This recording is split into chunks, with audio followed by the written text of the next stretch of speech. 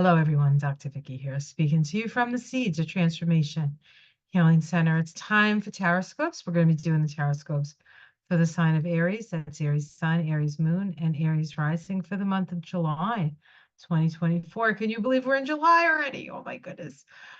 So July, we have the Sun in the sign of Cancer as it starts. Mars actually, let me check that. Where is Mars? Oh, excuse me. All right. I think Mars is it Gemini this month? So sorry. I should know this. Okay, let's see. Yeah, I think Mars is in Gemini.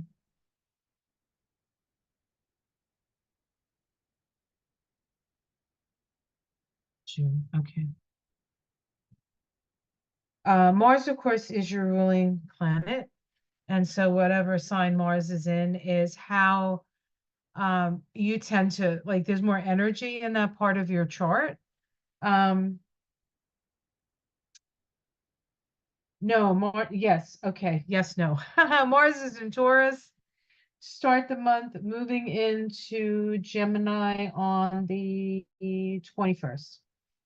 On the 21st. So there's a lot, Mars in Taurus is really working on your foundations.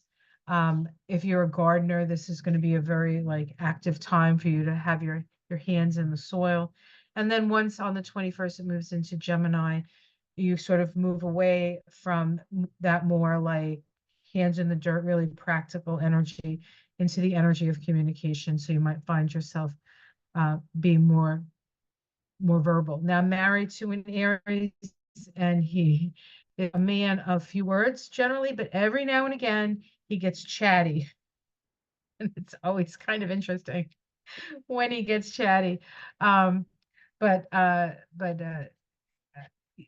so enjoy that because or maybe I shouldn't be telling that to you as Aries. Maybe I should be telling you that to the people that you live with.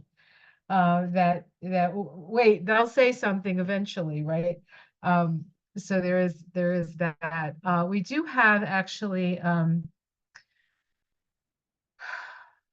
once Mars moves into Gemini, it's going to start to we have Jupiter in Gemini right now. So you might even become more verbal than usual because Jupiter sort of boosts up the verbability. Is that a word? I'm going to make it up. It's a new word, verbability. All right. So let's see what the cards have to say. Oh, here they are. I'm using the Light Seers deck. The Light Seers Tarot. I love this. I love this deck. Um, for you. It's a fun deck. It's a fun deck, and uh, who can't? Okay, who can't expect more fun? Who doesn't need a little more fun in their life? Things have been just so nutsy and crazy out there that I mean, there's a lot of good comedy because everything is so nuts, but tough days, tough days, tough days. All right. Pluto is in Aquarius still, so that is putting you maybe out there more amongst friends.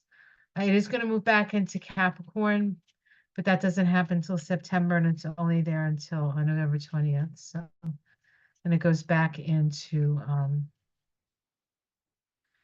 Aquarius, where it's going to be for 20 years. So that area of your chart, networks, friends, even politics is going to be a little bit more active than it's ever been before. All right. We also have Chiron in Aries, of course, and the North Node is in Aries. So you are in charge of the evolution. Our collective evolution is in the hands of the Aries. So what you have to say and what you do really does matter at this time on planet Earth. You show the way. You show us all how to be yourself, right? one of my husband's favorite sayings is "You be you, and I'll be me." And I like that. I like that. I like that. I like that idea. And it's a much better way to live than trying to like get people to be what you want them to be, because you have no control over that, right? You only have what you can make of yourself. And then you attract the people that help to support that. So a lesson. A lesson from your Auntie Vicky, Auntie Dr. Vicky. Cairo to the stars. My new moniker. You like it? All right. Getting a little too chatty. I think I was an Aries. Okay. Later. Okay. Oh, so we start with the 10, the 9 of cups. Boy, this person's happy. Throwing all the cups in the air. Not always the best thing to do with cups, although these don't look, actually, these look like baskets. Or are they cups? Getting your wishes. She's jumping out of a treasure chest. So something that you've been wishing for has come to pass. I like that for you, Aries. The challenge is stop talking yourself out of it. Stop it. Just stop listening to what other people are saying. Well, I mean, that's not usually an Aries thing, right? I mean, I'm married to an Aries. It's not usually his thing. Maybe I should say that. Um, you come to a point where you're, manifesting what you've been wishing for, and everybody has an opinion about it. Everybody has an opinion about it. Let's see what's underneath this. Tower, illumination. Illumination. So interesting that we had illumination, the tower, at the root of this. And of course, the tower always requires us to be our authentic self.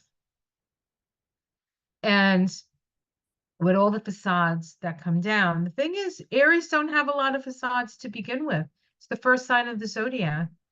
They are, I am, and it's open. You're full of potential as an Aries. It's interesting. The tower at the root isn't always considered a great place to have the tower, if there is a great place to have a tower. But here it doesn't feel like it's a bad thing. Let's continue. So we have in the past we have the Hierophant. I love this Hierophant. He's just like laughing because he knows the truth. He knows that the true power to listen to, the most important thing to pay attention to is your inner voice. And everybody else is, telling you what to do and do this and do that and this, that, and the other thing. And you're like, nope. In the sky, 5 of Wands. So there's a lot of upheaval in the world. But there's also a lot of creativity. This is sort of like climbing the ladder of success, reaching for the fire up there, reaching for the idea, full of ideas. It's another 5, so we're dealing with change. Again, it's like everybody's arguing, everybody's talking all at once. In the immediate future, we have the 7 of Pentacles. This is a patience. This is requires patience. Things are growing, things are developing right on time. You just need to have patience and nurture. There's an old story, and I don't know if it's I don't know if maybe it's something like a Buddhist or Zen story or something, where somebody plants a seed and they watch it grow and they keep pulling on it so it grows faster. Sounds like an Aries, right? Anyway, sorry. And the plant dies because it's not given the time to develop. So enjoy the fact that you've manifested something that you've wished for. And now it's time for patience before either the next thing or the bigger thing or the actual thing really comes to fruition. So what this card, which the future card in a monthly read is the card for the month, and it says be patient. It's not quite time to harvest. In how you're seen from the outside, we have the Ace of Wands, highly creative, highly intuitive, connected, exactly connected to source and spirit. Okay. Connected to source and spirit. Okay. Domestic situation. You need to balance your finances. Um, not to overspend, to find balance, both in your finances and in your physical body.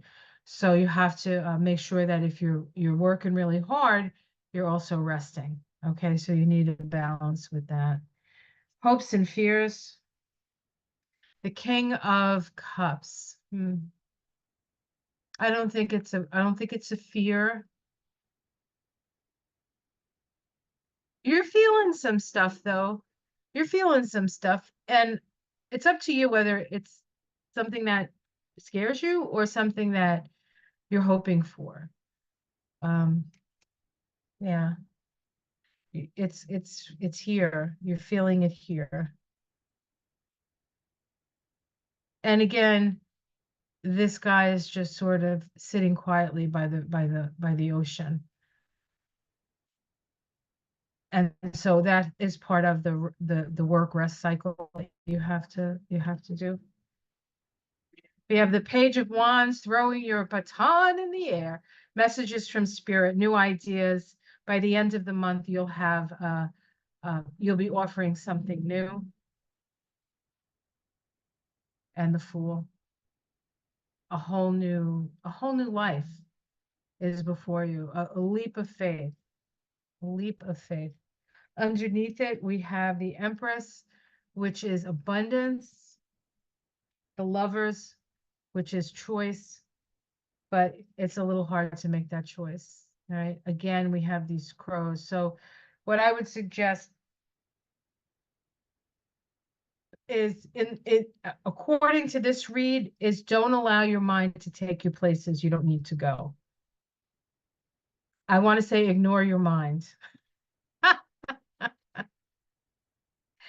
Go with your heart, go with your body, trust what your body is telling you, connect with the earth, trust with what your intuition is telling you. But this sort of like two sides, everybody's arguing this side, that side, this side, that side. Stay away from it.